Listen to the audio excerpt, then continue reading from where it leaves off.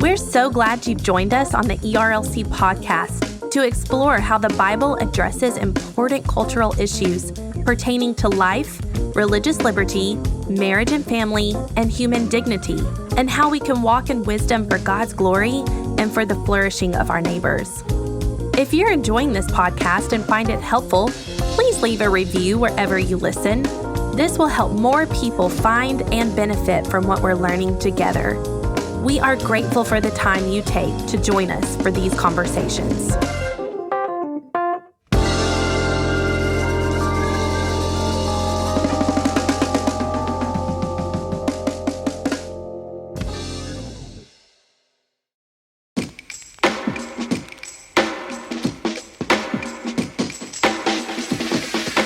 Welcome to the ERLC podcast, where our goal is to help you think biblically about today's cultural issues. I'm Lindsay Nicolay, and today we're talking about physician-assisted suicide.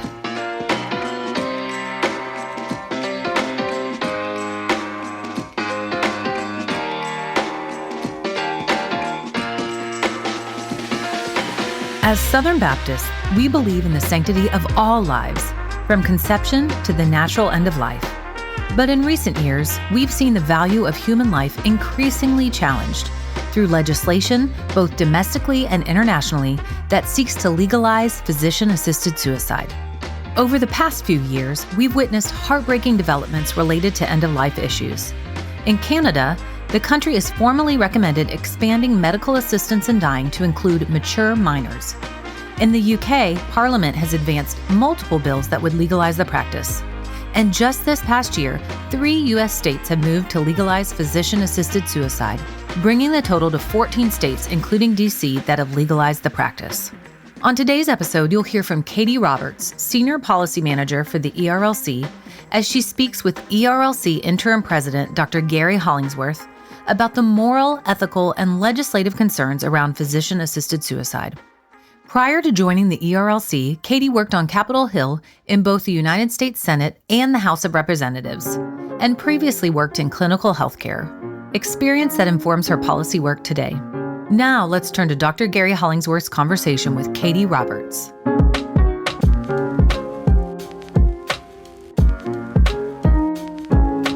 Welcome to the ERLC podcast. I'm here today with Katy Roberts. Katy is our Senior Policy Manager, and she serves in our Washington, D.C. office.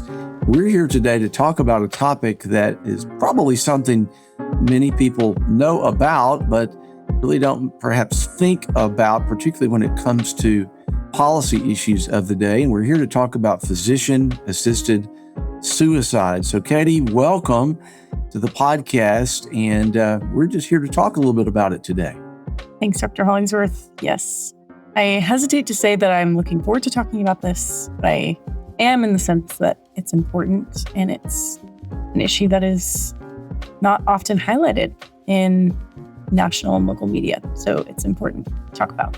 Well, maybe just as a first question, what is physician-assisted suicide and how does that? Because when we are pro-life, and when we think about pro-life, often, we obviously think about abortions, but this is actually a part of the pro-life movement as well. And kind of define it and talk about how it plays into a larger sort of sanctity of life belief. Sure. When we typically talk about physician-assisted suicide, you might hear it referred to by a couple of other names. Death with dignity is a name that's thrown around in state legislatures. Mercy killing, euthanasia, but all of those terms typically refer to a precise form of medical killing where the doctor or pharmacist usually both prescribe medication and then ultimately it's the patient that ends up taking their own life. So doctor, the medical provider, enables the patient to take his or her own life. And that's technically part of a broader topic or category of euthanasia, which is something you might hear fairly commonly. There's some coalitions that talk about physician-assisted suicide this way by opposing euthanasia. But there are a couple types of euthanasia, and primarily they're not morally permissible. You have the kind where Literally in some European countries, somebody is actively taking your life at your request. So this is often called voluntary active euthanasia. Then you have voluntary inactive, where physician-assisted suicide would fall. And this is what happens. Again, the doctor is prescribing the method, the permission, the means to then allow and enable the patient to take his or her own life, usually through taking a pill cocktail. And then you have a passive form of euthanasia, which really is what we often think of in hospice care, where we gradually forego treatment when it's clear that somebody is what we might call irretrievably dying. And so that's technically a morally permissible or even favorable kind of euthanasia. So all these terms get all muddy when we're talking about what to do when someone is terminally ill or dying, or when they wish to die. So it's been on my heart and mind to be clear when we talk about this issue, what we are actually saying. And so when we talk about physician-assisted suicide, if we believe in a biblical sanctity of life, is not permissible, because we believe that all people that are made in God's image are valuable. They have inherent dignity and worth, and they're also God's. I am God's, you are God's. We are stewards of our own lives. We know that God numbers our days. Katy doesn't number Katy's days. And so there are some other principles to keep in mind, like stewardship of our bodies. I'm thinking about Paul's words in Corinthians a lot lately, that we're not our own. So that's a principle to keep in mind too, but we want to be consistent in our sanctity of life adherence. So if we believe that from conception, life is valuable, we should believe that all human life is valuable, whether it's somebody struggling with an eating disorder or a disability, or somebody who's terminally ill. And those kind of afflictions or conditions that I've just mentioned are often the kinds of folks who at least think about seeking out assisted suicide. So it's a matter of being consistent and valuing people. So it's important to talk about not only valuing the preborn, but all people. And Katy, just by that definition, that it's not near as simple as one might think. It's a very complex issue, and certainly we know there are moral implications, there are ethical implications, but clearly for we who are Christians and Bible-believing Christians, that there's clearly a theological underpinning to this as well. And certainly that's important because, and we again use that terminology of just the sanctity of human life. We are created in the image of God, but at the same time on the ground, it does get very complex. So thanks for explaining that it's not just a one size sort of fits all conversation. And so really for our interest today though, and this is going to be a little bit more into the weeds of what happens particularly in DC with legislation. So what type of legislation are you seeing right now that's going on in Washington related to this issue of physician-assisted suicide on the policy side of the discussion? Sure. It's a bit of a trick question in some ways, because there has not been really any activity at the federal level in terms of bills being introduced. There's minimal activity on the federal level in regards to this issue.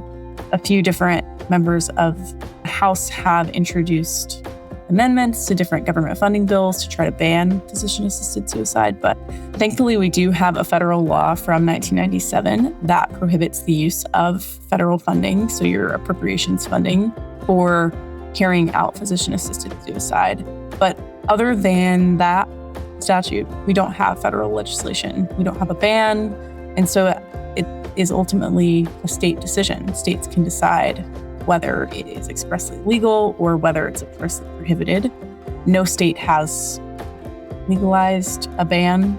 Gradually, state by state, we're seeing more of the country legalize physician-assisted suicide. So because we're seeing that spread at the state level, we know that that's indicative of kind of a current and a pattern in our country that's deeply concerning.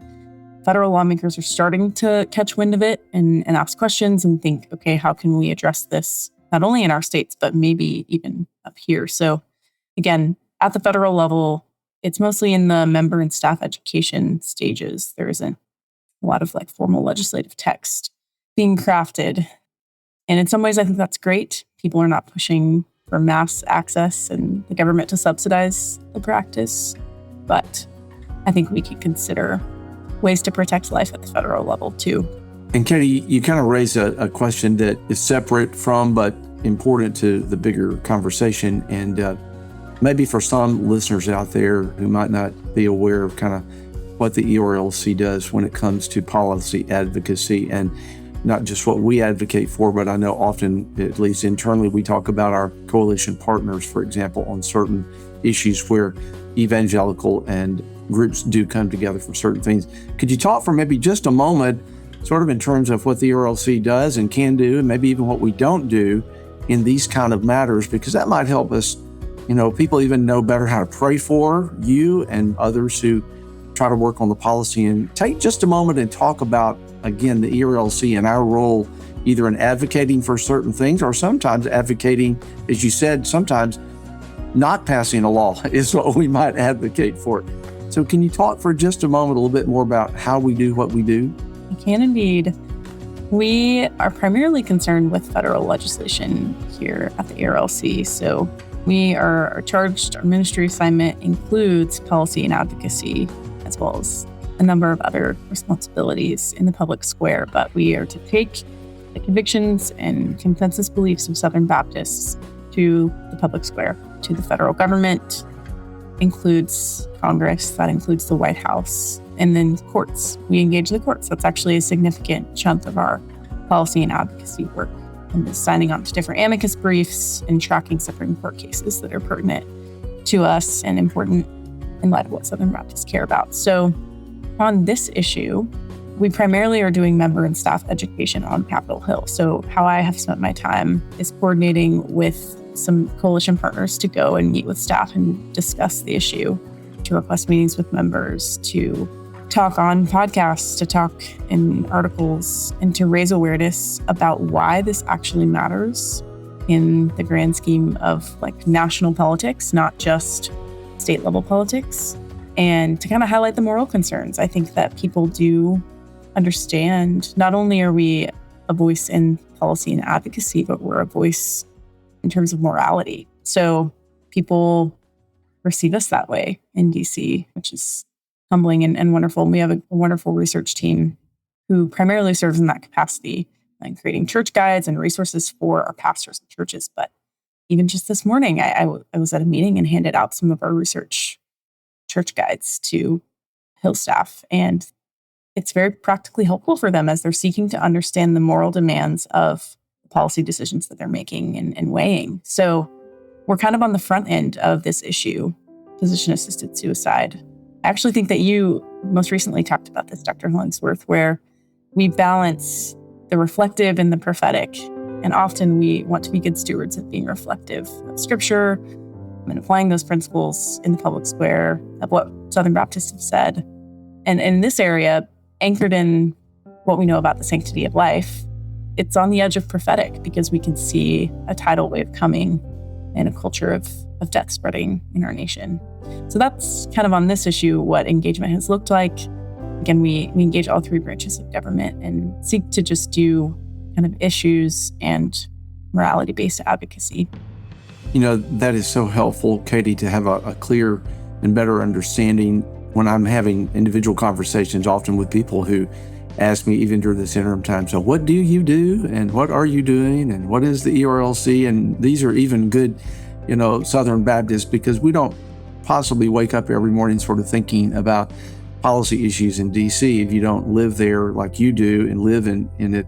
But the few times that I've had in these past several months to actually engage with legislators there in DC on a variety of topics, I've been very pleasantly surprised, if I can say it that way, and was a little amazed that our congressmen and women and senators, they have staffs who do a lot of research, but they cannot be experts on everything. And so many things come at them. And I've just been so very pleased when we could come in, and you've been in that room with me most of the time, I think maybe all of the time when I've had those meetings, that you could tell that legislators lean into and are grateful. And perhaps we're providing some research and information that they did not have. And of course, we're coming at it from a biblical scriptural, moral worldview, if you will. I say that really just to say, if nothing else, I know that there are some perhaps who question the value. Do we need an ERLC? Why do we need an ERLC? And for at least one person, me, I can clearly say that having our voice heard in these areas, not just on this topic, but there is great value there. And I think you've heard me say this before when you and I were leaving a congressperson's office one day. And it struck me that if we were not in there having that conversation, someone would be in there having a conversation. Because there were people waiting when we got there to get in, and there were people who had just come out when we walked in. And I'm sure it's a steady stream. And so I just want to say again, a personal word of gratitude to you and to all of our staff, because that voice is much needed. If we abdicate, I should say, that space, then we will really have no influence. And so it's more than just information and education to our Southern Baptists. I think that a lot of legislators are looking to us at times, and I'm grateful for that. And I hope Southern Baptists can better appreciate that. Let me ask, I know we've already talked a little bit about this, but I want you to kind of dig down just a tad more. When you really do think about the moral and the ethical concerns about this, obviously, biblically, we know where we stand on sanctity of life, and every human's created in the image of God. But could you just go maybe just a tad deeper? What are those? I think they're kind of evident, but maybe for some who've not really taken time to think through all of this, but on the moral and ethical concerns related to this, what's your take on that? There are many, but you're right. It's important to kind of parse them out, because some are self-evident, some are not. Because I often think of the issue of physician-assisted suicide towards the end of life. That's not always true. We see, countries like Canada providing access to assisted suicide for teenagers with very minimal guardrails. So this is not just an issue pertinent to older adults, definitely not worldwide. In America, the state laws all have to do with terminal illness. So again, not only older adults, but a large chunk of who that might apply to could be older adults. And so I think we've all cared for a family member or a dear friend as just their life nears the close, whether it's because they are 95 and aging gracefully, but their body is not as able as it once was. Or I had a parent with terminal cancer, and caring for her, brought to light some of these questions. You think about suffering and mercy, and what do we actually owe when we take care of people, and what is merciful if somebody's in constant pain. And so ultimately, where we have to fall back on when we're thinking about assisted suicide is our lives are not our own.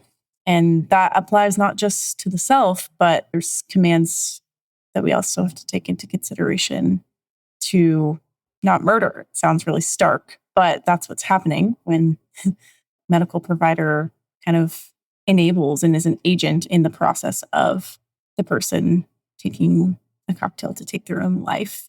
They're aiding and abetting murder. That is what's happening, or suicide in this case. So we also, from a secular standpoint, can even zoom out and just hold concern with kind of the role and incentive of the doctor.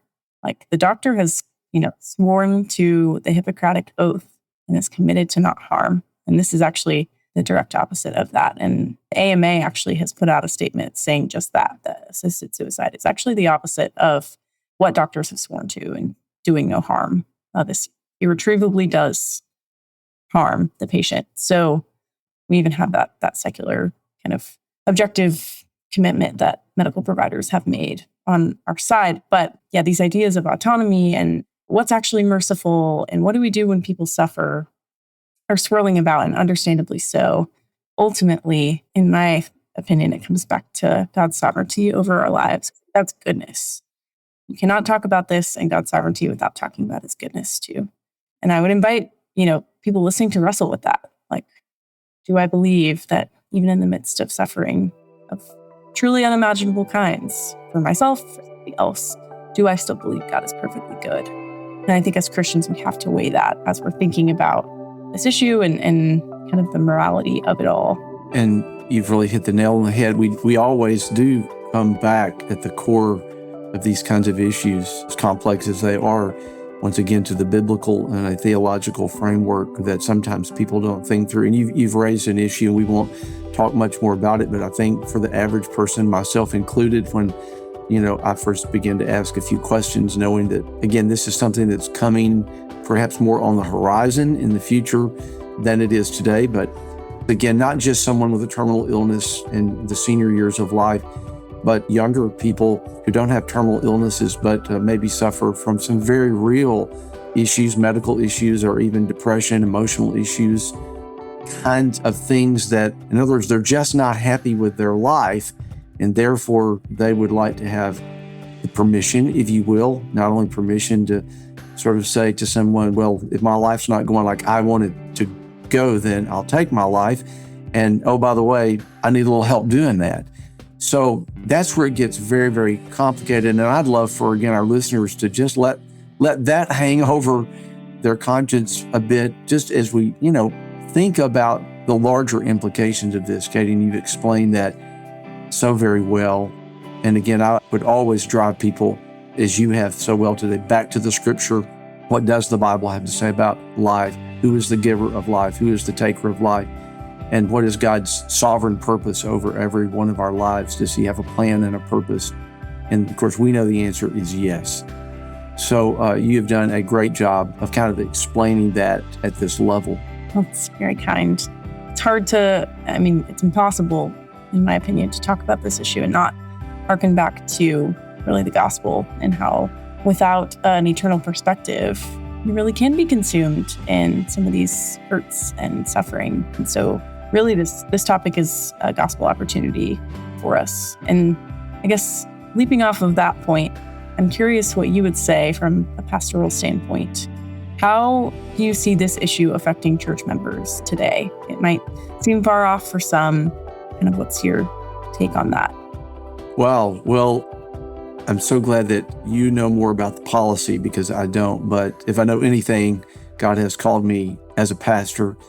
That's clearly the calling of God. So thank you for asking that question, Katy. And I can speak now from a pastoral perspective that over the number of years where I've served with people, obviously there's no pastor out there who has not had to deal with a church member or family of a church member who has committed suicide, maybe not physician assisted. So number one, we cannot hide from the reality of those things. And those pastoral implications are multifaceted. And often we see this on, advertisements or even television shows that deal with the topic. If there's anyone out there who's questioning, should I take my life? Or if you know someone who has had that conversation with you, the first thing I would say is reach out to someone, call a pastor, call a Christian counselor, reach out and get help, because you have to take those, if I can use the word threats, very seriously. When someone makes that threat, that cannot just be something, they're just having a bad day.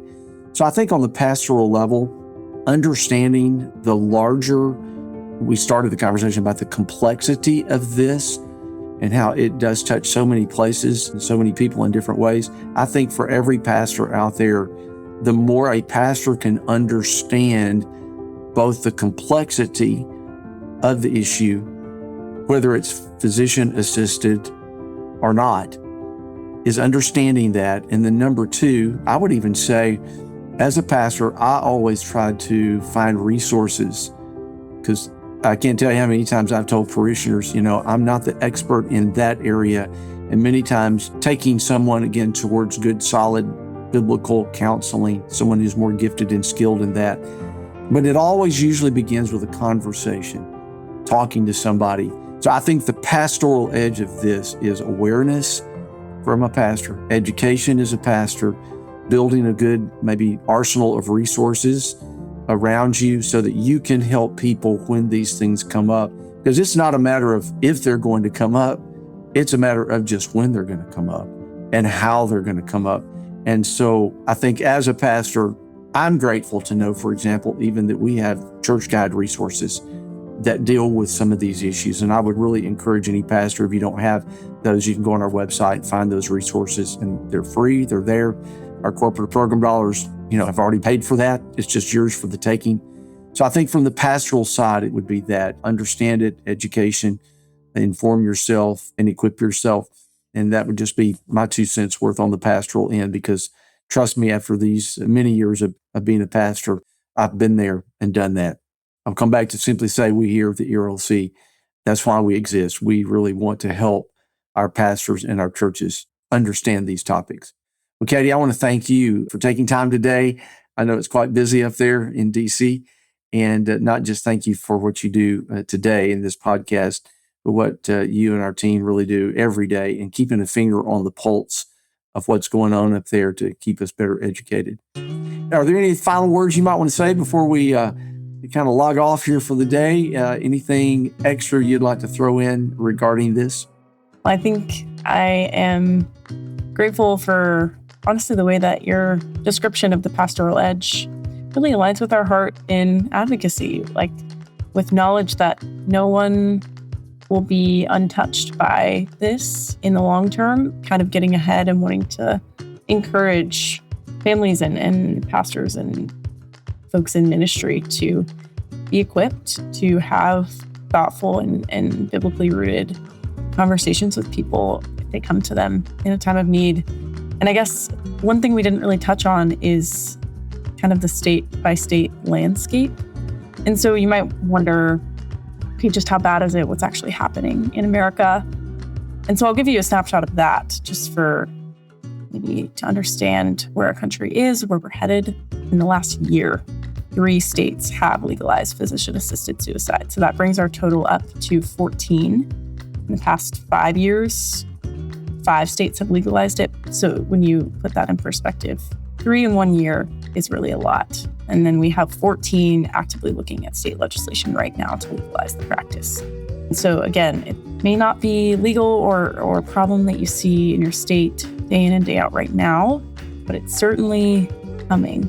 If not to you, then to your family member or friend or somebody connected to your church. And so it's something that we don't want to be caught off guard by. We want to equip people to engage from a biblical standpoint. And we'll certainly keep doing our work here to engage on the advocacy front. But I think that's helpful for people to understand what's happening as we talk about these things. So I'm grateful to get to talk about that with you today. Excellent. That's also a good reminder as well, and I'll close with this, that not every state convention, but many of our state conventions, and I was one of those state convention leaders in South Carolina and live here now in Alabama, but many of our state conventions have an office of public policy. It may be called something different in individual states. Sometimes they'll have a Christian Life and Public Affairs Committee as a part of their convention structure. And we work as closely as we can with those state leaders as well. I know that the ERLC, our primary task is at the federal level, but we really have to work hand in glove because, as you said, and even we're seeing that with the overall abortion issue today, is that with the overturn of Roe versus Wade, again, we thought we've won the victory, and we did win a great victory, but that battle has, of course, shifted to the states, and therefore, once again, it becomes even more complex. So I think the same is true. What I'm hearing you say is the same is true. It's just at a little different spot along the journey with physician-assisted suicide in individual states. So that is something for all of us to keep our eyes on. Katy, thank you so much, and thanks for all who would listen to this. And again, just know that our heart at the ERLC is to serve you and to do so, again, from a clear biblical perspective and worldview. And we pray that today has been something that has given you something to not only ponder and think about, but also begin to even pray about how you could be involved more in that as this issue continues. God bless you all. Thanks so much for listening today. And may the Lord use you today to bring honor and glory to our Savior Jesus. When it comes to the complex topic of physician-assisted suicide, our goal is to continue advocating for compassionate, life-affirming treatment for those receiving end-of-life care, because we believe every life is created by God and is worthy of protection. The ERLC remains committed to upholding the sanctity of life by urging lawmakers to reject the legalization of physician-assisted suicide across the country. Ultimately, we want to proclaim God's sovereignty and goodness over life, even in the midst of suffering, and the truth that every person is made in His image.